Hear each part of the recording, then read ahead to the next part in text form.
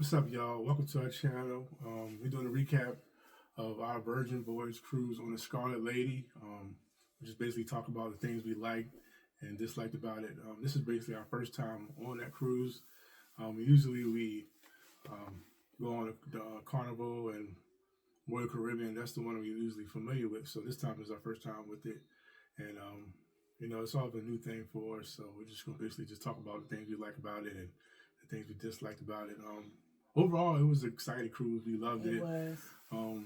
Nice people up there. The atmosphere, the energy was great. We just loved it on it, and we definitely highly recommend y'all get a chance to book that cruise. And go ahead and Yeah. So this video is going to be all about our experience being a first-time cruiser with Virgin Voyages, and as he just stated, we have cruise with Carnival majority, one time with Royal. So with Virgin Voyages, the experience, the vibe, what we thought about it, we want to just go over that. So when we first get there, it's, you have two entrances. The first entrance is the main entrance, and then they have an entrance for those which called Rockstar. Do you recall that, the Rockstar? Yeah, the Rockstar, that's for like VIP. That basically just rushes the people there that have top priority to get you on the ship very fast. And, you don't have to worry about waiting that long line. The wait wasn't that bad at all.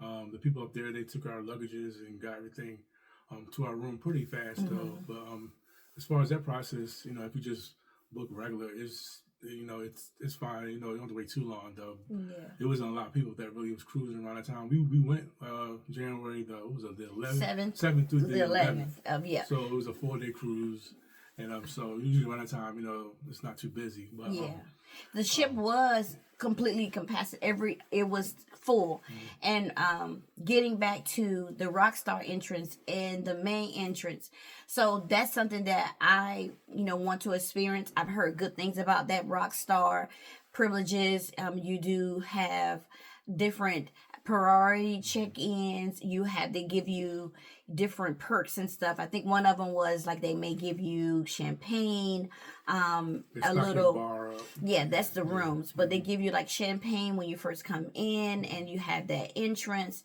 and then that bar, as he was saying. Yeah, inside your room, your refrigerator, and you have a little bar that they stock up. With your selection of your favorite alcohol, a variety of different things that you like. So that's the plus thing. So it costs an additional amount of money to do that, but it's well worth it. A whole lot. Yeah. So we chose the $200 alcohol package, and then with a credit of $25 extra towards it. So we basically just rationalized that out over the 4 days there. I'm not a heavy drinker, but she don't drink that much. So I just basically maybe it was like 2 or 3 days, 2-3 drinks a day minimum that I had. So Rockstar, great thing to try to experience if you can. The perks that it comes with is a larger balcony room. You have larger restrooms. The bar, as we've spoken of, the privileges, the check-ins, the different. I think they give you different lounges that everyone that's a rock star can go in. But that's something that we're looking forward to. So I like that, 2 different entrances that you have, those that come in as just regular sellers, and then you have those at rock star. I was very impressed with the room, first of all. The room was nice. It was a bit small, but usually Carnival rooms are a little bit bigger. But the room was pretty good. Everything was hand touched. We had a little tablet that we had there. Yeah, that was a bonus. And, we like that. Yeah, we like that. Everything's controlled. You control the blinds, the TV. Everything's controlled by the room. The lighting setting, everything in the room, that was pretty neat. So put you in a romantic mood and everything. So it was cool. Very nice. Yes, and as far as the bathroom was pretty small, but it was the overhead shower, that was nice in there too. Right. But cabinet space, luggage room, it was pretty good. For a amount, as long as you didn't bring a whole lot of luggage, you have enough to fit inside those cabinet rooms. The bed was pretty comfortable. I believe it was a queen size bed we had in there. So I think it was a king size bed. I think it was a king size bed. So we booked a central terrace cabin. So we're the center of the ship. We had a cabin. I mean, we had a balcony, which I love the balcony. So as he was talking about the space, it's a little snug. Like when you walk in and you see the bed, and then walking past the bed, it's a little area where the wall is. There's a TV, and you gotta kind of slide by. So both of you, if you have two people in the cabin, you can't both walk by. You actually gotta say, "Excuse me, excuse me." So that was a little annoying.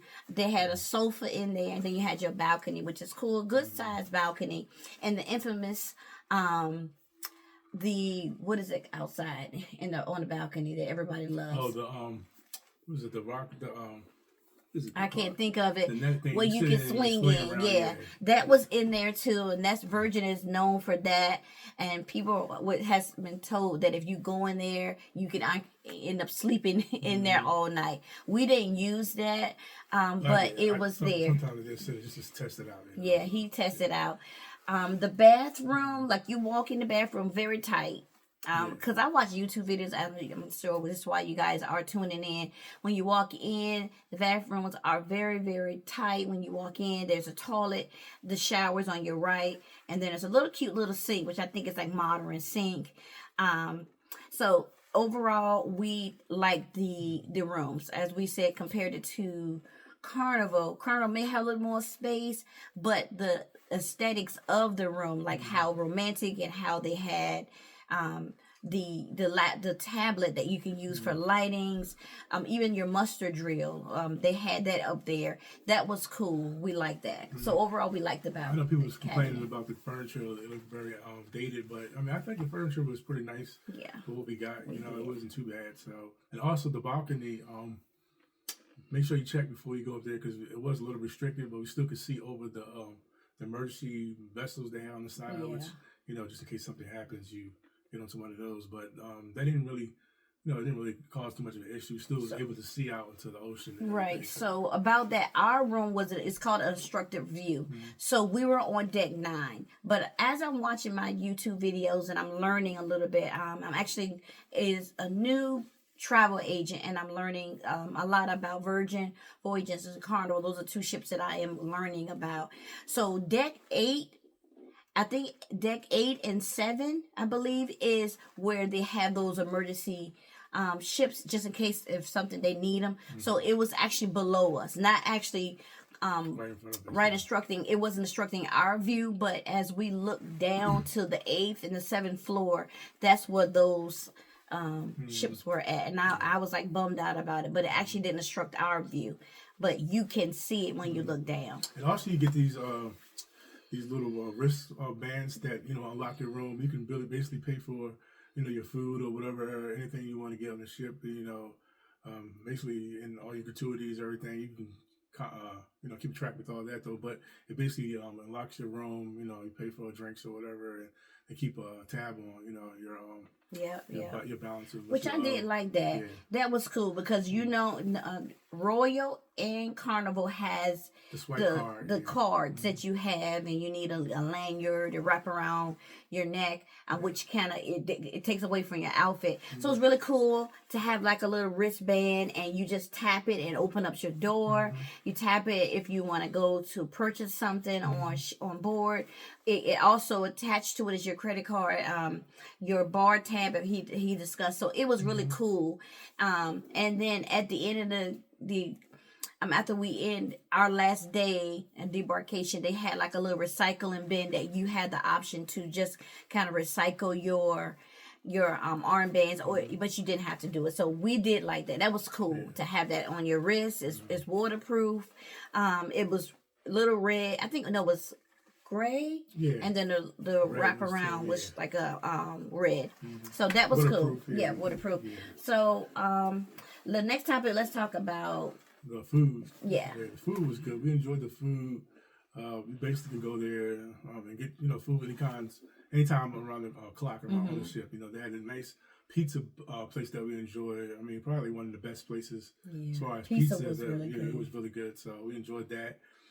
Also, about the thing I dislike about it is the buffets, which they didn't have that. I mean, I don't mind people serving me, but I'd rather just go ahead and get my own food. And But do that. But I know with her, that's something that I liked. I appreciate that. I'm not a buffet girl where people use the same spoon and they scooting because I don't like, I'm a germaphobe. So I like that. It seemed more upscale when they were behind the ordering counter and you would place an order and the food was like made to order. So I like that. So versus having all the food laid out, it was warm, it wasn't fresh. So I appreciated that. But I understand because we're familiar with Carnival and Royal Caribbean that they do have the buffet. Yeah. Yeah. But the food, other than that, was good. She really enjoyed the place called Lick Me to Ice Cream. It's a ice cream place. Yes. And she really enjoyed that. She was going there around the clock eating that. You know, she loves the sweets. Delicious ice cream. Me, I was just pretty much just enjoying the breakfast we had in the morning. They had like a sirloin steak and eggs and cheese. That was pretty good. I enjoyed that a whole lot. That was one of my designated restaurant areas we went to. But you pretty much can go to any restaurant you want to. You know, just explore the ship and go to different places. And also enjoy the bars too. The bars are pretty good. I enjoyed that. So to get back on the food, to give you more extensive details. So one thing about Virgin that sets it off is separated from everyone else, Royal and Carnival, is the fact that, you know, the specialty dining is included. So let me say that again. Specialty dining is included. Like Carnival, you know, you have your buffet and you have your I guess it's the dining room where you can go sit at a table and have dinner and they serve you. That was included. But with Virgin, they have 4 or 5 restaurants that are called specialty dining. That is included. Yeah. So I love that.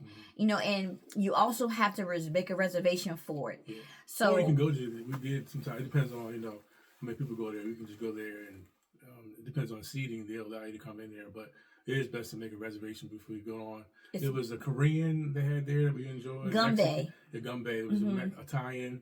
Also a little Mexican one there too. I was doing a little salsa dancing on a little bit as well. We play live music there, DJs. That's what they like about too, the music, the live music. They had the DJs and a lot of the specialty restaurants there to enjoy the vibe. And, you know, that was a fun thing to do as well. It was something different than what normally we see with Carnival and Royal Caribbean. So. Right. Yeah. So Gumbe was your Korean, where they would sit you. It was just we were party at 2, so they would sit you at a table with people that from other sailors or people that was cruising, and you would have to kind of get to know them. We came two girls were there. They were friends, and then a couple. We joined their table, and they were a really cool vibe.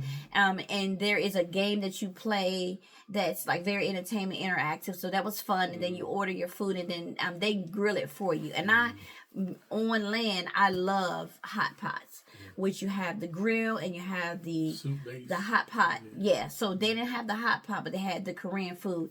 So that was a fun experience. We actually wanted to do it again. Well, I wish we would have wanted to get it again.